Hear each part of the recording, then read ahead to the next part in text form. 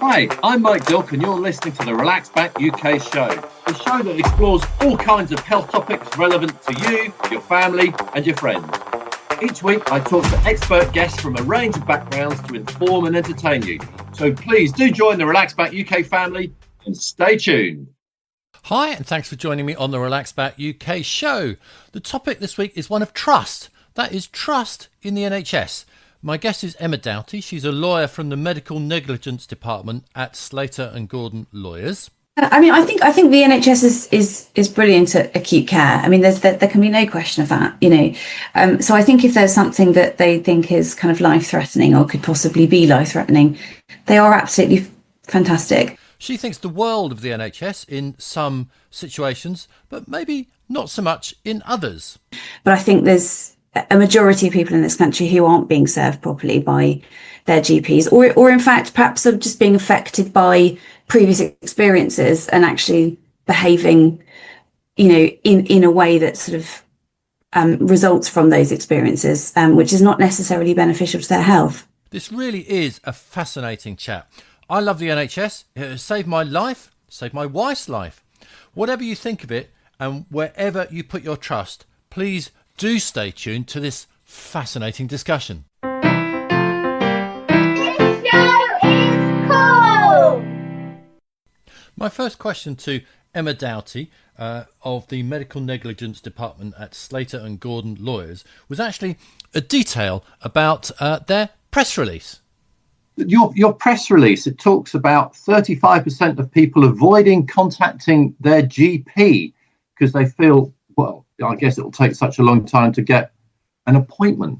So I saw that and I thought, goodness me, is that really true? Is that really true? Where did that come from?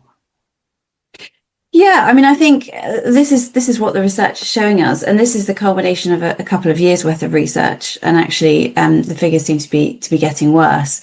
And I think it's just it's so much time for people to actually get an appointment by that point that they've sort of decided to go their own route. And what our research is also showing is that 1 in 5 are doing their own Google research to try and self-diagnose. Yeah, I did. I knew we were going to chat on this subject. So I did a little bit of sort of Googling, which I understand is a very dangerous thing to do, particularly when it comes to kind of health topics. But I found a report by Nuffield Trust Report, and it was quoting NHS Digital. It's from a while ago. It's May 2023.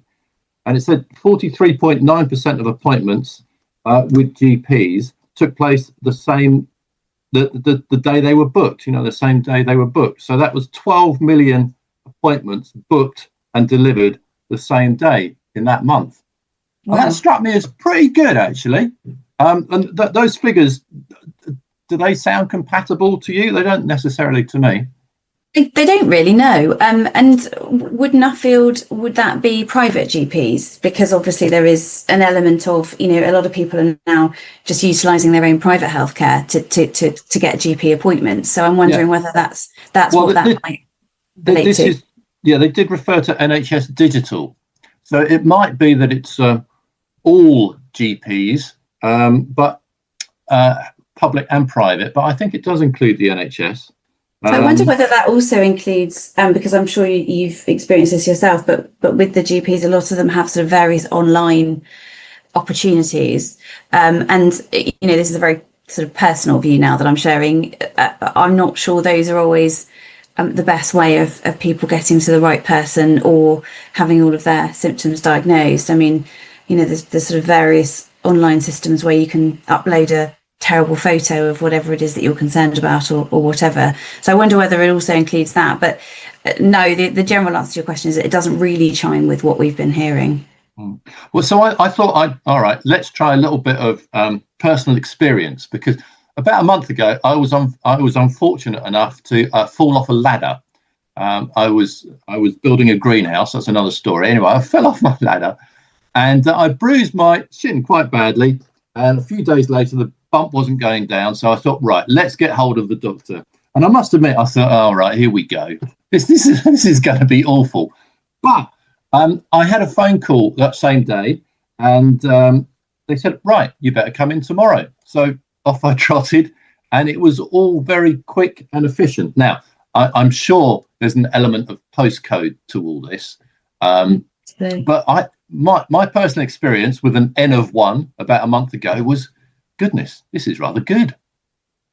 I mean, I think the NHS is brilliant at acute care. I mean, there can be no question of that, you know. So I think if there's something that they think is kind of life-threatening or could possibly be life-threatening, they are absolutely fantastic. But I think what we're sort of concerned about is those people who sort of, you know, might have sort of fairly generic, vague symptoms, and they're sort of putting off going to see their GP because they feel that they, you know, either won't get listened to, or because they feel that, you know, it will be a couple of weeks wait. So, you know, for example, my GP surgery, unless your, you know, leg's about to fall off, you pretty much have to wait 2 weeks for an appointment, and that involves you calling at 8 a.m. and sitting in a queue until about 8:45.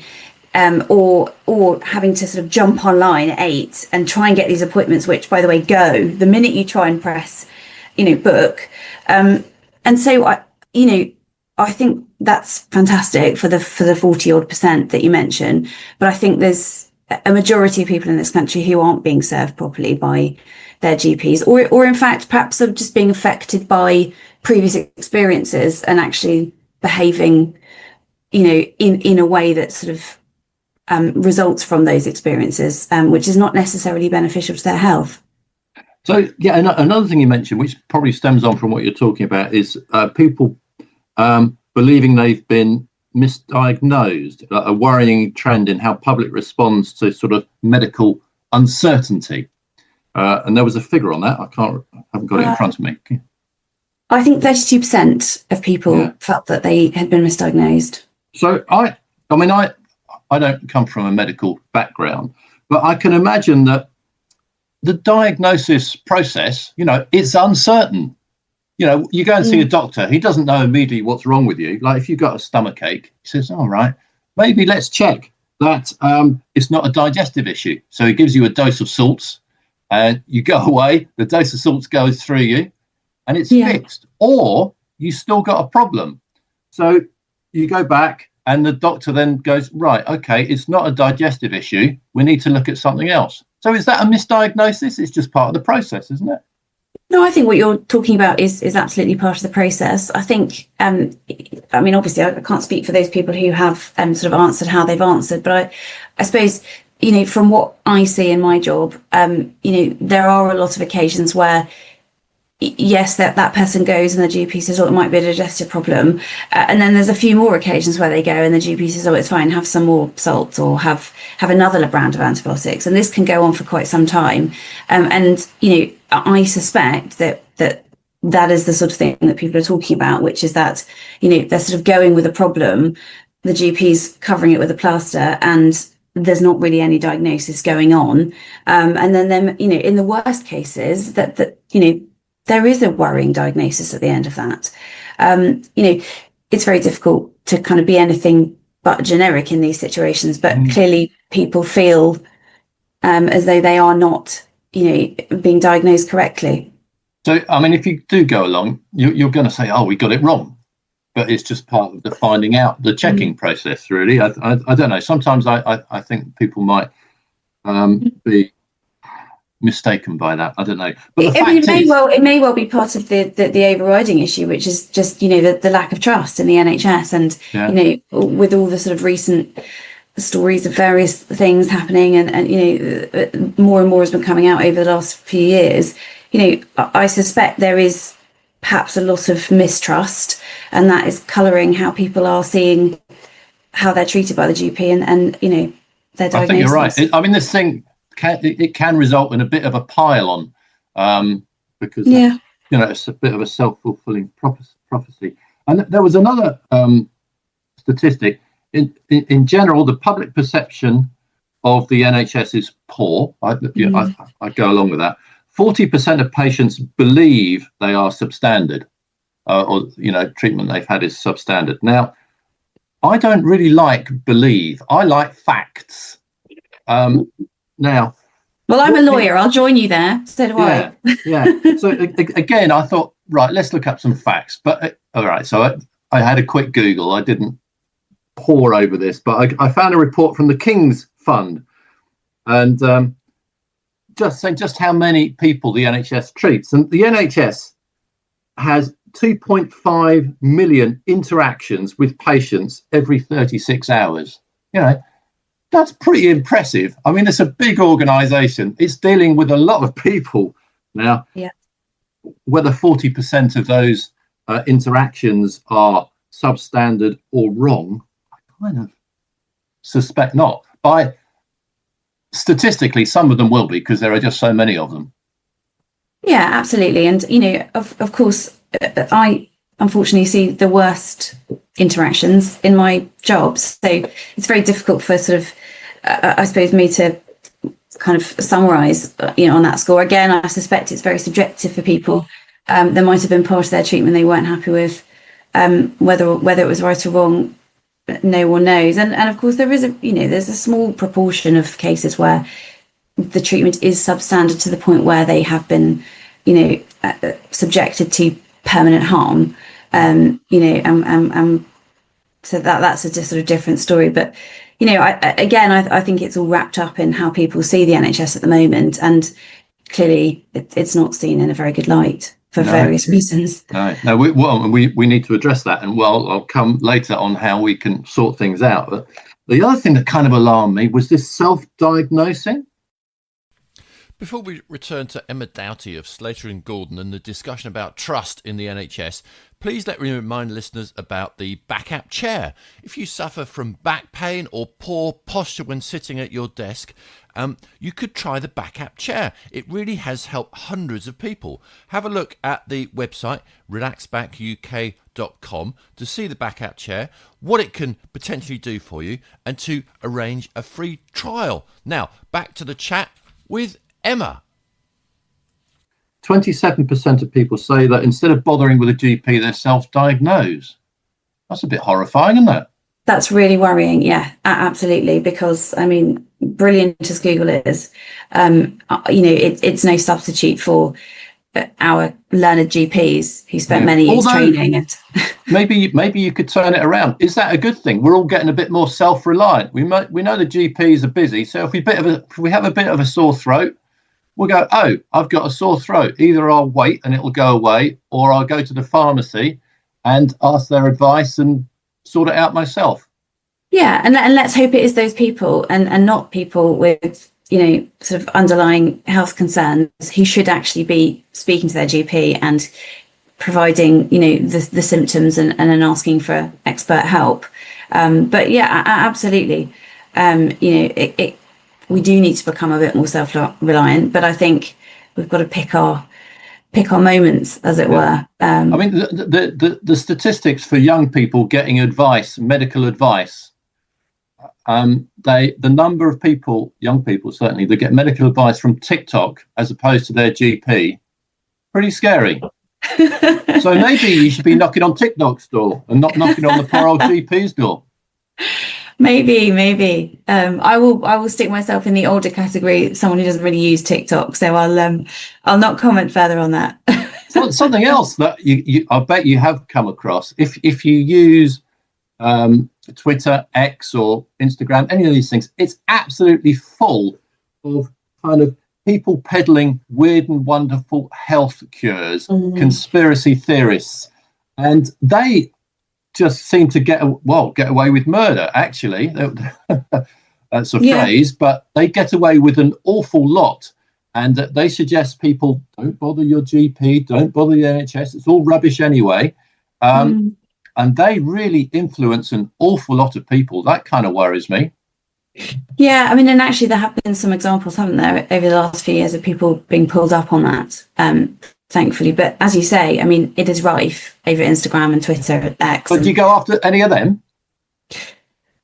We have actually had a few cases, certainly in my lifetime at Slater and Gordon, where people have followed weird and wonderful, advice, which is non-medical, and actually there have been really severe, and in one case I'm thinking of, fatal consequences. And we have tried to go after those people, but you tend to find that they then disappear, or don't have the funds with which They haven't got any money. There's no point going compensate after them, is anybody. there? It's a waste So of time. it's a really, really awful Yeah. situation. Whereas the NHS has got plenty of money, so you might as well have a go at them. Is that unfair? Well, I mean, I've got some comments on that, but I think we'll leave that there. Yeah. So that comment was a little bit tongue-in-cheek and possibly a bit unfair. But I think there is a slightly more serious issue of kicking an organisation when it's down. It's not necessarily very helpful, is it? Because the NHS is having a difficult time at the minute. Yeah, I think what you're talking about is different from what I do. So there's absolutely no way that I can sue anybody unless there are grounds to do so. And if somebody has suffered really severe permanent harm as a result of negligence in the NHS, then I would hope that they should be expected to be compensated for that. Now, as in any legal situation, there are legal tests that we must follow. And, at the end of the day, a court will be a judge of whether or not there's an appropriate claim there against the NHS. So there's lots of people who complain about lots of things, and we don't necessarily bring a case for all of those on behalf of all of those people. So, there are always checks and balances. We are not suing the NHS willy-nilly. It is just about when somebody has suffered harm. And, I have seen the most awful things. And I think if you'd seen them too, you would probably agree with me that those people, it's very acceptable for them to be compensated for those things. No, I'm sure you have. I'm not suggesting that there should be no compensation whatsoever.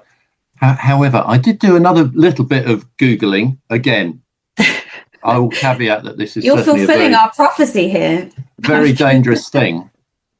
But in 2023 to 24, there were 13,784 clinical negligence claims against the NHS.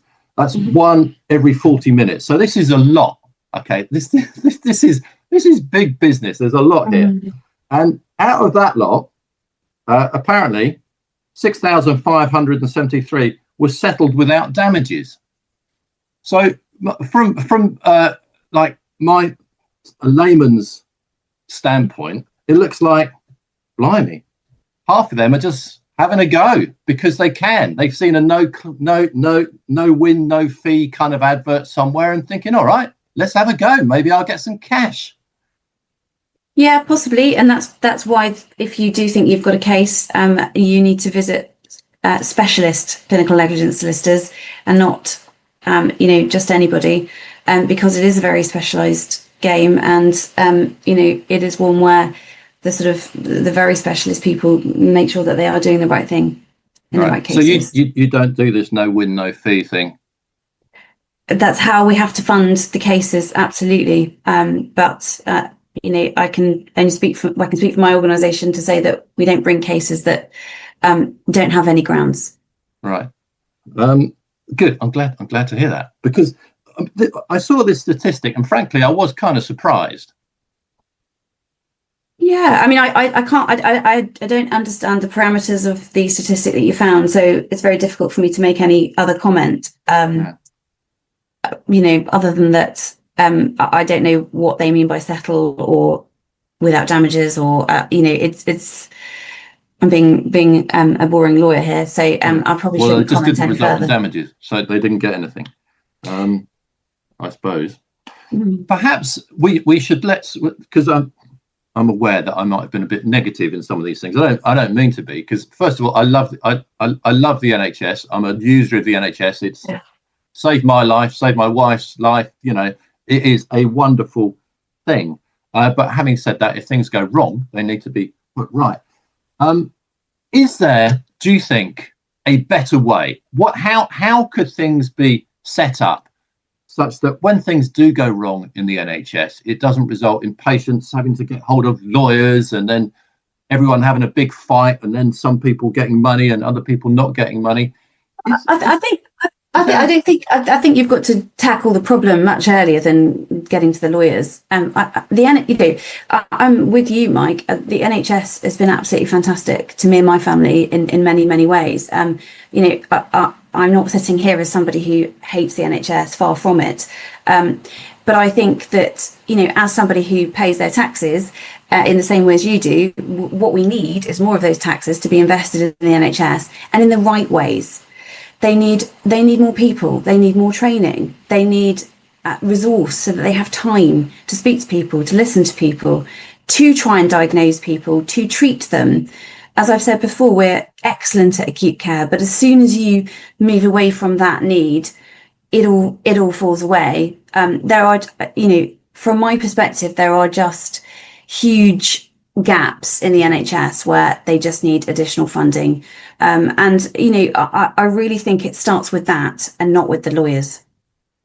I suppose what I was trying to get at, I don't even really know if this is sensible, but there was that massive statistic for the number of the number of times patients are dealt with within the NHS, every 36 hours, millions. So with that number of contacts, some mistakes will happen. Like statistically, it's just going to happen.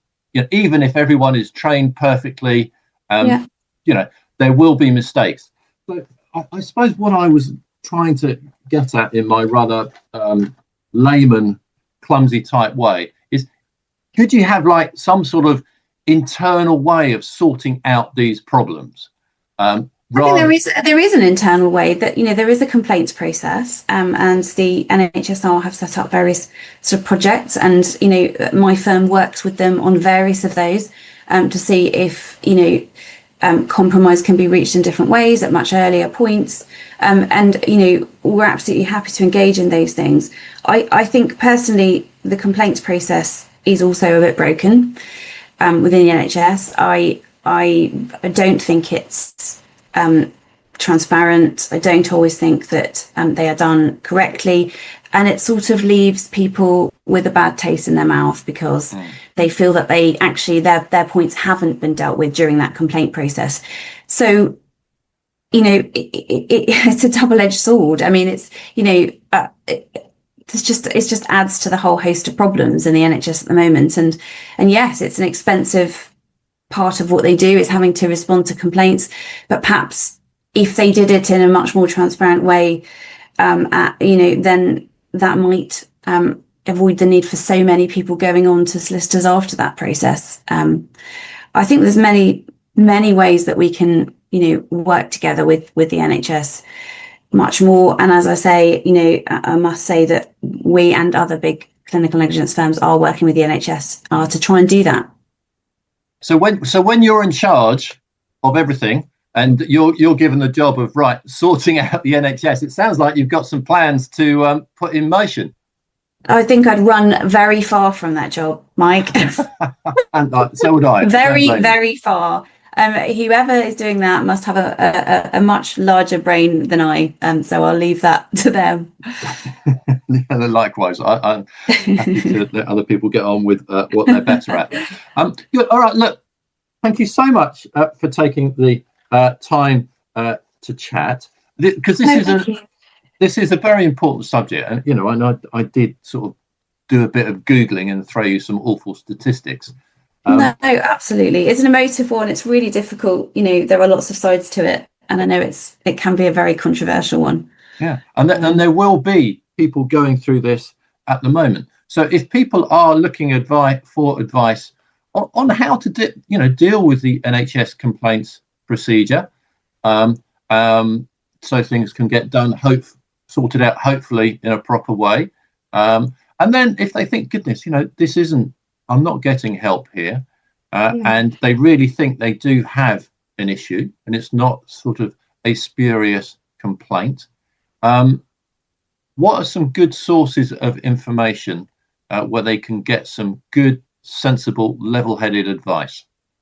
Okay, well, first and foremost, I'd advise people to go onto the AVMA website, the accidents it's an organisation set up to deal with just this type of situation.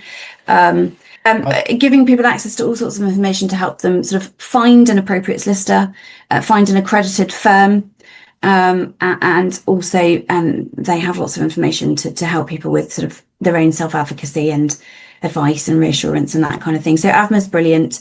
The Law Society, an association of personal injury lawyers, will also be able to point you in the right direction for, people who are properly accredited to look into clinical negligence claims, and that would be my first port of call. Excellent. All right, that sounds very useful. So again, thank you very much indeed for taking the time to chat. This is an important topic. Thanks for having me. Take care. Thank you very much to my guest this week. That was Emma Doughty of Slater and Gordon talking about trust in the NHS. Thank you to you for listening, and have a healthy week. Until next week. Thanks for listening to the Relax Back UK show. Join me, Mike Dilk, again next week for more fascinating interviews and chat. If you're listening to the podcast version, please subscribe, like, and share it with your family and friends. And have a healthy week. Until next week.